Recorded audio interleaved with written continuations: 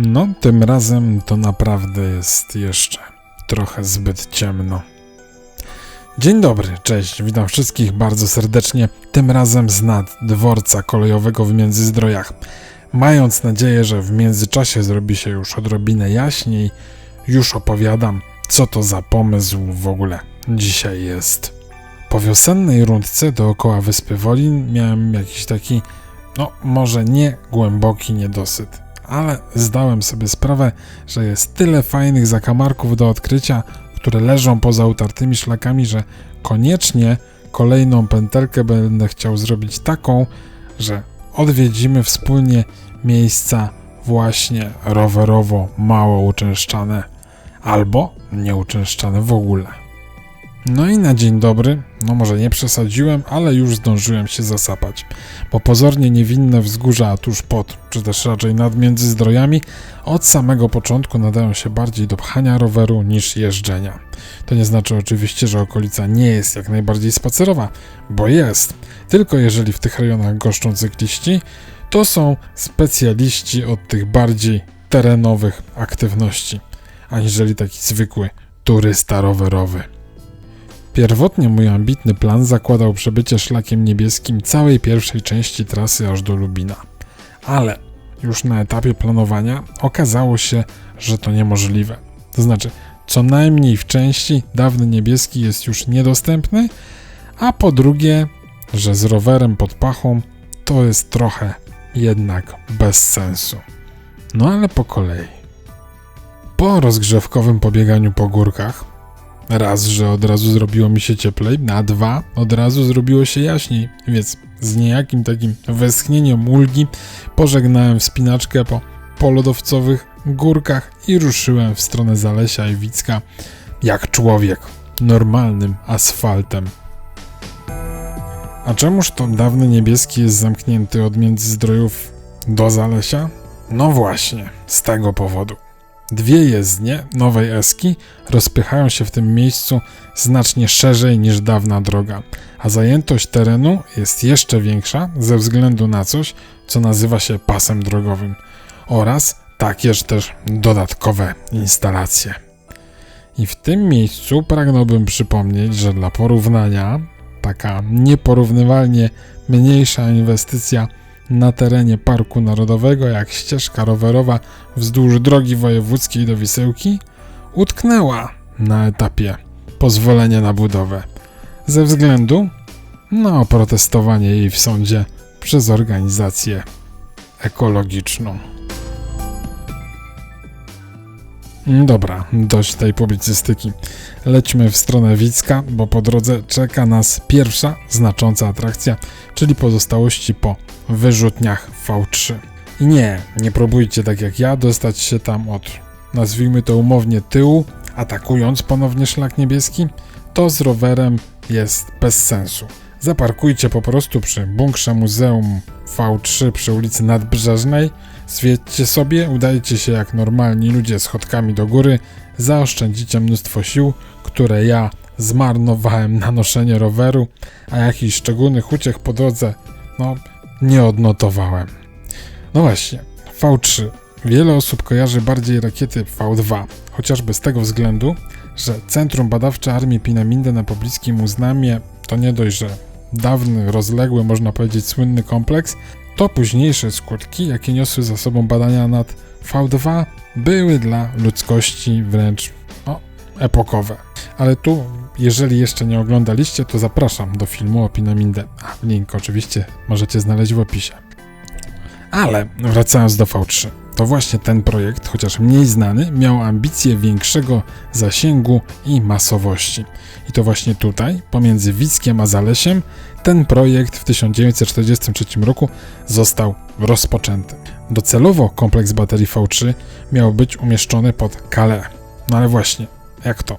Baterii. Vergeltungswaffe 3, w przeciwieństwie do kierowanych pocisków balistycznych było gigantycznym rodzajem działa, gdzie technologiczną innowacją było zastosowanie wielu ładunków napędzających rozmieszczonych wzdłuż lufy. Taka konstrukcja miała pozwolić na osiągnięcie zasięgu 160-165 km. Jednocześnie przy tego typu konstrukcji celowanie byłoby bardzo trudne. Dlatego docelowy kompleks Pod-Calais miał służyć tylko w jednym nomen omen celu, a mianowicie do ostrzeliwania Londynu z tak zwanej bezpiecznej odległości.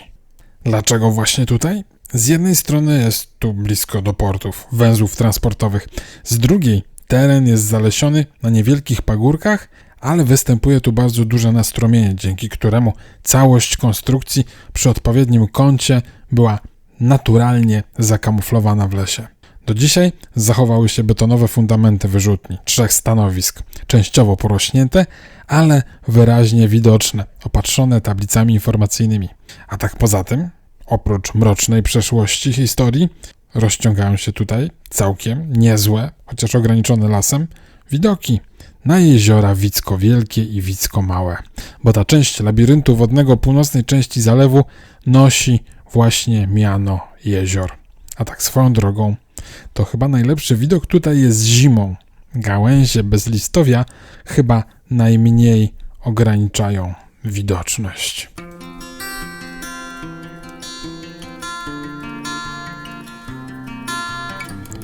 Czy mam dosyć już pagórków? No oczywiście, że nie. Troszkę tylko teraz podjedźmy po względnie równym, płaskim, gładkim.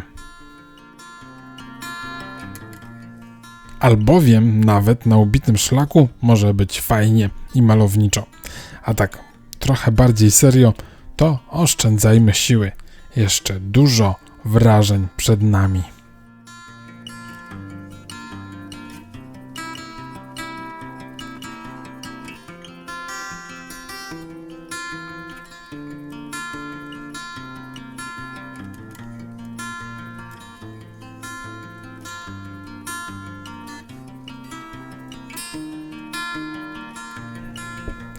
Jezioro Turkusowe, zalane wyrobisko po dawnej kopalni kredy, która funkcjonowała tutaj do 1954 roku? No właśnie, tu z tej najbardziej popularnej strony. A jak to wygląda z drugiej strony? No na pewno troszkę będzie trzeba podjechać, a może nawet troszkę podejść. Parking w Wapnicy jest na wysokości 10 metrów nad poziomem morza, a punkt widokowy po drugiej stronie jeziorka na ponad 50 metrach nad poziomem morza. No, nie po to oszczędzaliśmy siły, żeby teraz tego nie obadać.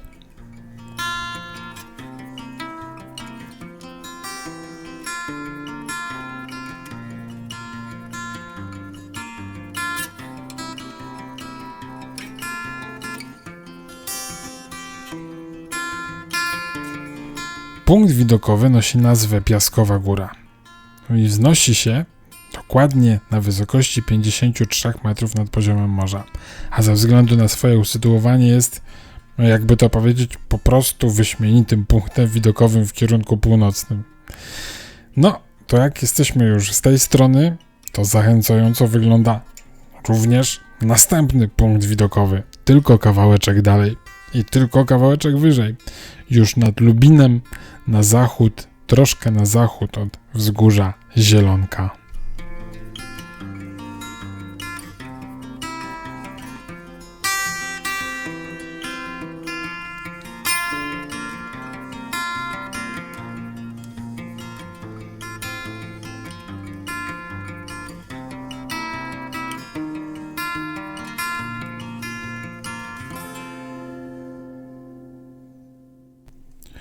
No ale tutaj już trochę więcej schodów jest.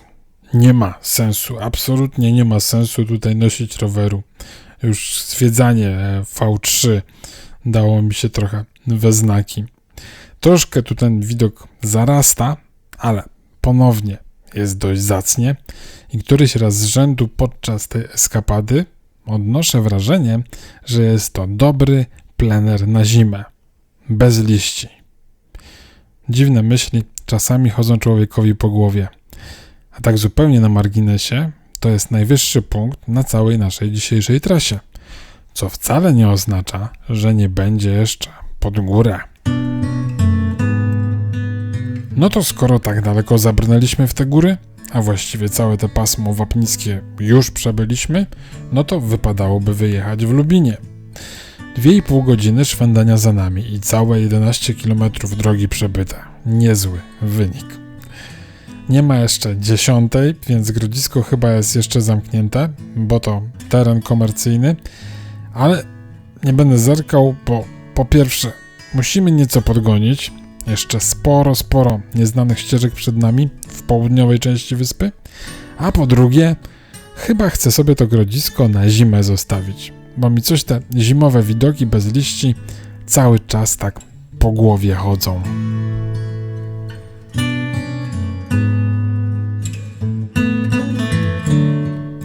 I za ostatnimi lub prawie ostatnimi zabudowaniami Lubina zanurzamy się ponownie w las i w Woliński Park Narodowy. Od tego miejsca aż do Karnocic będziemy trzymać się Szlaku Niebieskiego, no i zobaczymy, w jakim on jest stanie i dokąd nas po drodze wyprowadzi. No i na początek tutaj mamy długi, łagodny zjazd w stronę południowego, klifowego wybrzeża wyspy Wolin. Zaczyna się zaraz po wyraźnym, ostrym zwrocie szlaku w kierunku południowym i prowadzi w dół w stronę wody. Brak wyraźnej ścieżki jesienią, ale trawers jest łagodny, a zjazd w miarę gładki. Nie nastręcza jakichś większych problemów, wręcz daje przyjemność z jazdy. Jedyne utrudnienie po drodze jedno powalone drzewo. Takie chwilowe ostrzeżenie od natury, żeby się jednak za bardzo gdzieś na boki nie zagapiać. I po około kilometrze musimy zmienić tempo, czy też raczej styl jazdy. Najpierw robi się prawie płasko, ale po chwili pojawia się podjazd i musimy odrobić utraconą wysokość. To wyraźny znak, że jeszcze trochę i będziemy musieli wypatrywać rozdroża, bo pomimo tego, że mamy tutaj tylko jeden szlak do dyspozycji, to kryje on taką drobną niespodziankę, taki ukryty, można powiedzieć, poziom. Chociaż może rozdroże to troszkę za dużo powiedziane. W tym miejscu niebieski szlak ma taką boczną odnogę w kierunku miejsca zwanego Martwy Klif. Brzmi obiecująco, a tablica informacyjna, która stoi przy rozdrożu, a właściwie jej opisy typu wysoki klif opada tu stromymi ścianami do wody, jeszcze tylko podkręca zainteresowanie. No, to trzeba to koniecznie obadać.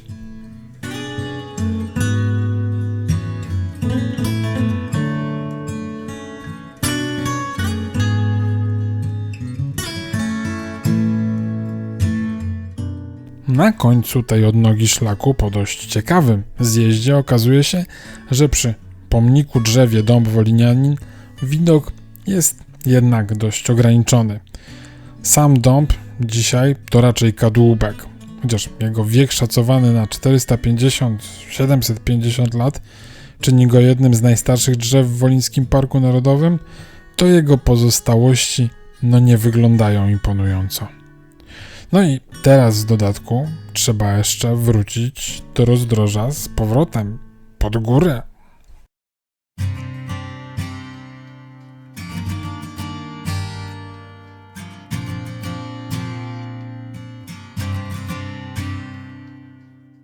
No to teraz pora na trochę normalnej drogi. Taka ścieżka, alejka, która wyprowadza nas na drogę pożarową z przesieką na linię wysokiego napięcia, to wszystko powoduje, że przez chwilę obraz głębokiej kniei zostaje jakby nieco zakłócony. Ale spokojnie, za chwilę znowu zanurzymy się w burz.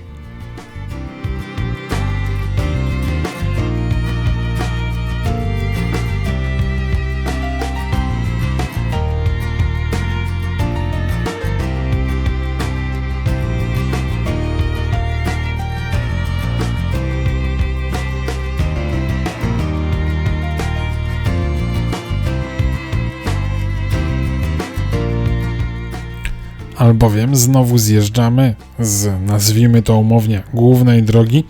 Tym razem zjazd nad zalew wyprowadza nas na jego brzeg, gdzie ścieżką będziemy się już poruszać wzdłuż pomiędzy wodą a stromym, ale już nie tak klifowym wybrzeżem. Ścieżka najpierw zdaje się być całkiem przejezdna, potem jest coraz trudniej, ale tak naprawdę to nic nie szkodzi, bo jesteśmy w jednym z najpiękniejszych miejsc wokół zalewu. A gdyby odrzucić tak subiektywne kryteria jak piękno, no to jest to miejsce na pewno najbardziej dzikie, najbardziej odludne.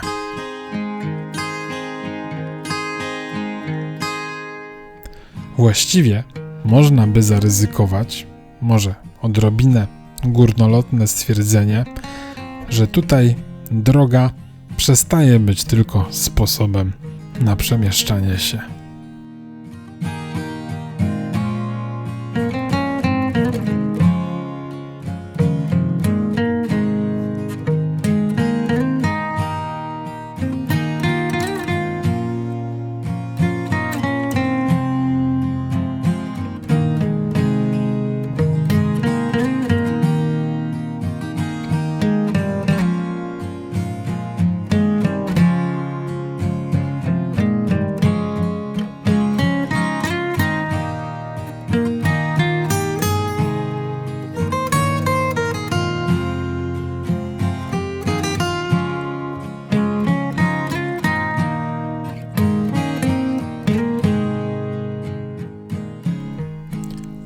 To tylko i aż ponad kilometr, a właściwie pół godziny, bo tyle zajmuje przebycie tego odcinka z rowerem.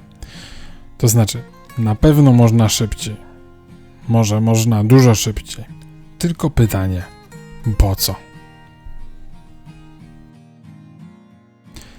No ale nie powiem, było dziko, było surowo, ale na widok zwykłej drogi w końcu takie pewne małe uczucie ulgi się pojawia. Może bez roweru byłoby inaczej.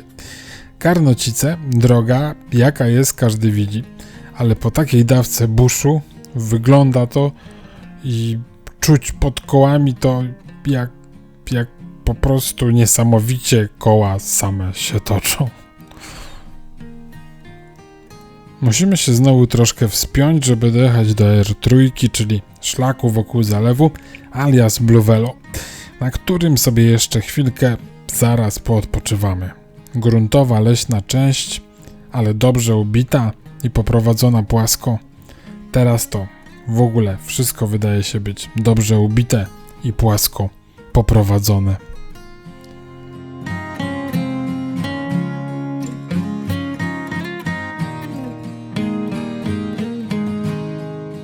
Z R3 zjeżdżamy przy Słominie, ale nie kolejny raz w dzikie ostępy, tylko wprost przeciwnie. Zarówno jeśli chodzi o kierunek, jak i o charakter. Niedaleko Słomina przebiega nowo wybudowana droga ekspresowa S3, a wraz z nią mamy nowo wybudowaną drogę serwisową, którą możemy się szybko przedostać w rejon Mokrzyckich Gór. Tak, Mokrzyckich Gór. Encyklopedyczny opis nie brzmi w tym przypadku może zbyt zachęcająco.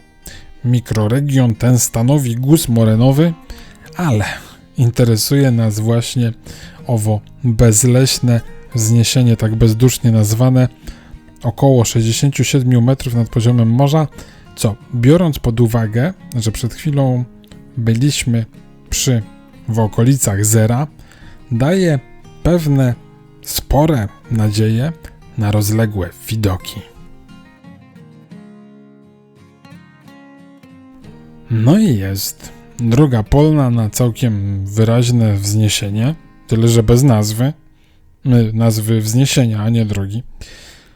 No i panorama też jest całkiem zacna, a nawet bym powiedział, że to chyba najbardziej rozległy widok na Zalew Szczeciński, z jakim miałem do tej pory do czynienia.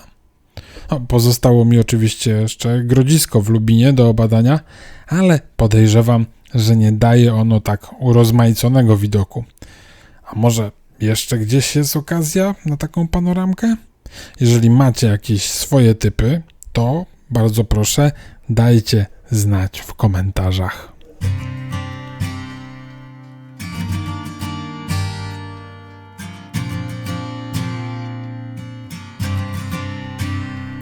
Zazwyczaj taką drogę polną określam mianem patatajni i nierzadko ciskam pod nosem przekleństwami. Ale dzisiaj, po dotychczasowych odcinkach specjalnych, ta droga do Mokrzycy, no to jest wręcz po prostu relaks. Natomiast od Mokrzycy mamy do rozważenia jeszcze taką opcję, żeby skrócić tę całą naszą dzisiejszą pętelkę i pojechać na Ładzin, na północ, w kierunku Warnowa. Ale tak po chwili wahania, tym razem wybieram dłuższą drogę. Pojedźmy obadać jeszcze jezioro Koprowo, więc polecimy również na północ, ale drogą Wolin-Unin i zatoczymy kółko, zahaczając o wieś Chynowo. A od Mokrzycy Małej wjeżdżamy na taką zwykłą, lokalną drogę. Ruch tu jest minimalny, w niedzielę wręcz znikomy. Taki długi asfaltowy odcinek dzisiaj powoduje, że po leśnych zakamarkach człowiek czuje się co najmniej dziwnie. Koła się same toczą, a rowerem nie rzuca na wszystkie strony? I jeszcze dziwniej się robi, gdy dojeżdżamy do drogi rowerowej Wolin-Unin. Nie tylko płaska, gładka, równa, ale też absolutnie pusta. Adrenalina spada tak bardzo, że można zasnąć. Jak to dobrze, że mam kawkę ze sobą. Ale zaraz poszukamy jakiegoś zjazdu w bok.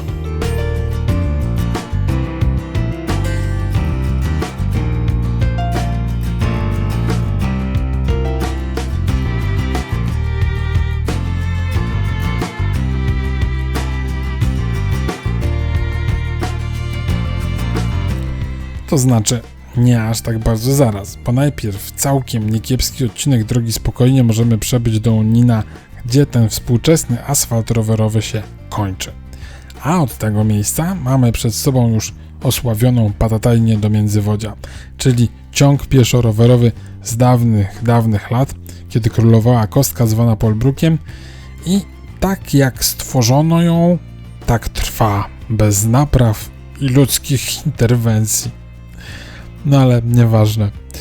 Troszkę to wybudza z letargu, ale poszukajmy jakichś alternatyw.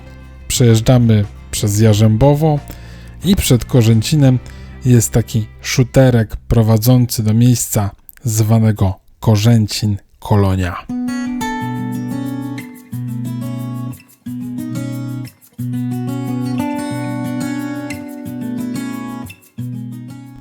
No raz jest trochę lepiej niż na drodze, czy też raczej przy drodze do Międzywodzia, a raz jest trochę gorzej. Ogólnie jest zdecydowanie bardziej różnorodnie. Mam wrażenie, że czas tutaj trochę szybciej mija. Albo może ja mam szczęście, trafiając na przykład na takie niespodzianki. Im dalej w pola, tym droga bardziej zarośnięta. Można by ukuć takie porzekadło. No dobra.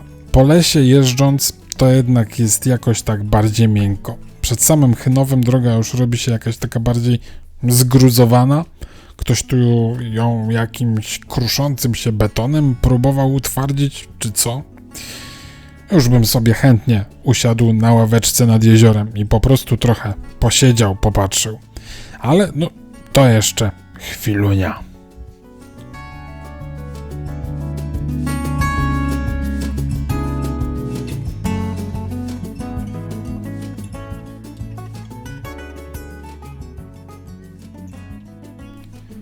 No i nad jeziorą Koprowo, no coś, nie ma tej ławeczki. Jest to, co widać. Takie małe rozczarowanko. Jezioro jest duże i płytkie. 487 hektarów przy głębokości maksymalnej 3 metry. No i perspektywa jest nawet fajna. No ale no to nie jest taka naturalna piana, jak czasami się zdarza.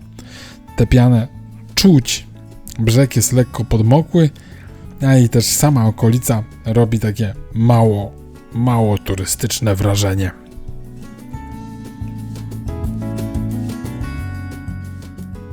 No to lecimy dalej, do Kołczewa. Nawierzchnia asfaltu trochę kostropata, ale dzisiaj, jeżeli chodzi o stan dróg, to wszystko mi się podoba. a już zwłaszcza w słońcu i w jesiennych kolorach. I jak jest zdecydowanie bardziej świeżo niż nad jeziorem Koprowo.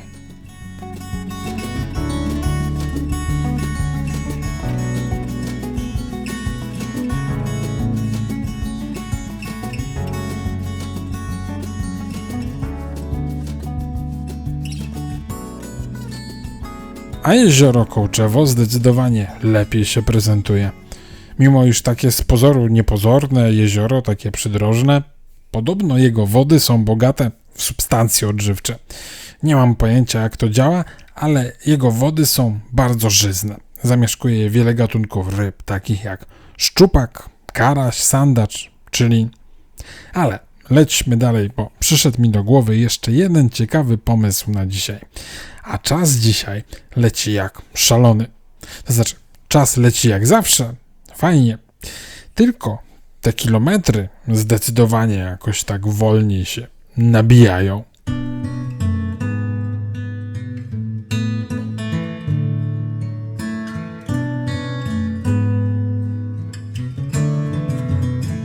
No ale przy następnym jeziorze Żółwińskim już zróbmy sobie mały postój. Tu już jest całkiem kameralnie. Zejście do wody, pomost, wiatka. I Kołczewo i Żółwińskie to jeziora rynnowe o podobnej wielkości. 49 i 42 hektary połączone Lewieńską strugą wchodzą w skład Pojezierza Warnowsko-Kołczewskiego. A mówiąc bardziej potocznie, bardziej turystycznie, to jest jeszcze jeden ciekawy zakątek wyspy Wolin o krajobrazie zgoła odmiennym od innych części tej jakże urozmaiconej wyspy. Pomimo tego, że wygląda to jak lokalna kostropatka, to dotarliśmy do trasy Velobaltica, znanej również jako R10 alias Eurovelo 10 alias Eurovelo 13, czyli po prostu do wielkiej arterii rowerowej. A tak bardziej serio, to po 7 godzinach w drodze, w trakcie których przejechaliśmy całe 53 km, no to może rzeczywiście w końcu pora na jakiś taki bardziej utarty szlak. A inna sprawa, że zamierzając zmierzać do punktu wyjścia, czy też raczej wyjazdu, czyli w kierunku Międzyzdrojów, no to nie mamy w północnej części wyspy Wolin zbyt dużo alternatyw. Ale gdybyście chcieli jeszcze na chwilkę zjechać nad jeszcze jedno jezioro, Czajcze, to jest ono na przysłowiowe wyciągnięcie ręki. Co więcej, nad Czajczym malowniczo się wije zielony szlak, którym podążaliśmy, jak jechaliśmy wiosenną rundkę po Wolinie. I to są właśnie kadry z tej wycieczki. A jeżeli macie ochotę na więcej Czajczego, to zerknijcie proszę na relacje z marca 2025, a link oczywiście znajdziecie w opisie do tego filmu. Obojętnie którą drogą i tak dojedziemy do Warnowa, a właściwie jeśli tak można powiedzieć, to muśniemy jedynie Warnowo, gdyż właściwie przed samą wsią, zgodnie ze wskazaniami R10, musimy skręcić w las na trakt potocznie zwany drogą do Żubrów.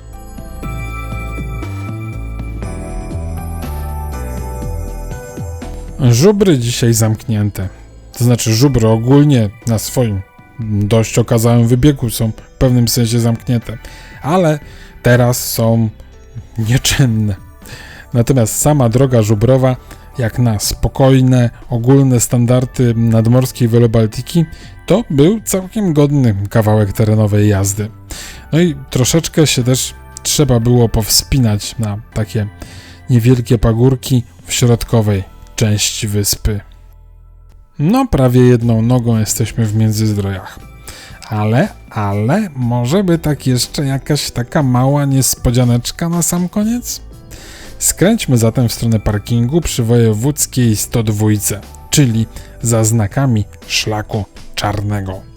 I tu przejedźmy krótki odcinek drogą wojewódzką 102, ale tylko poza sezonem, bo w sezonie ruch tutaj potrafi być wręcz potworny. Czarny szlak zaraz skręci w las, tym razem po drugiej stronie drogi, kierując się w stronę Kawczej Góry. Ale lepiej zaparkować tutaj rower, to znaczy jak się uprzecie, to ja nie mam nic przeciwko, Ale ja dzisiaj już popróbowałem noszenia roweru po schodach i mi na dzisiaj wystarczy. Kawcza Góra pod Międzyzdrojami to miejsce o bardzo zmiennej historii. Nazwę tę wprowadzono w 1949 roku, zastępując niemiecką Kaffee Berg, gdyż w czasach przed II wojną światową była to atrakcyjna lokalizacja z kawiarnią na tarasie, z której rozciągał się widok na morze. Jednak wybuch wojny zakończył cywilne funkcjonowanie tego miejsca. Podczas II wojny światowej rejon Kawczej Góry wraz z pobliską Białą Górą stał się miejscem o szczególnym znaczeniu strategicznym, gdyż na terenie Białej Góry znajdował się kompleks szkoleniowy Kriegsmarine, szkoła artylerii pokładowej, a także Marineflugschule z armatami przeciwlotniczymi dużego kalibru. Po wojnie obiekt został przejęty przez wojska radzieckie, a następnie w 1949 roku wykorzystany jako baza dla 17 Baterii Artylerii Stałej Wojska Polskiego, mającej za zadanie wsparcie ogniowe obrony Świnoujścia i przeciwdziałanie desantom na plaży między Świnoujściem a Międzyzdrojami. Wszystko zgodnie z ówczesną doktryną obronną państw Układu Warszawskiego. Gdy Układ Warszawski przeszedł do historii, pomału się zmieniała rzeczywistość. Ta geopolityczna i wraz z nią ta strategiczna. Polska przystąpiła do NATO w 1999 roku, a w 2003 wojsko zakończyło użytkowanie obiektów baterii artylerii stałej, a teren przeszedł pod opiekę Wojnickiego Parku Narodowego i został przystosowany do użytku turystycznego. Powstała ścieżka przyrodniczo-historyczna Biała Góra, tablice informacyjne i udostępnione fragmenty zabudowań do zwiedzania. Na pewno jest to większy temacik do pozwiedzania. Do bunkrów i stanowisk na Białej Górze prowadzi boczna odnoga Czarnego Szlaku i jest to około 2 km dodatkowego spaceru tam i z powrotem. Dzisiaj zerknijmy na 2 punkty widokowe na Kawczej Górze. Na jednym z nich znajdują się schody uznawane za najwyższe i najdłuższe na polskim wybrzeżu. Czy tak jest? No to trzeba najlepiej, by własnonożnie dokonać pewnego rodzaju pomiarów, a tak bardziej serio, co jest pewne na 100%, to, że ja na dzisiaj mam schodów już totalnie dosyć. No to jeszcze przed nami kawałek spokojniejszy o tej porze roku drogi wojewódzkiej numer 102 i jesteśmy po ponad 8 godzinach w Międzyzdrojach, po totalnie urozmaiconej rundzie po Wolinie, po wyspie Wolin, a może po totalnie wyboistej, nierównej rundzie po Wolinie.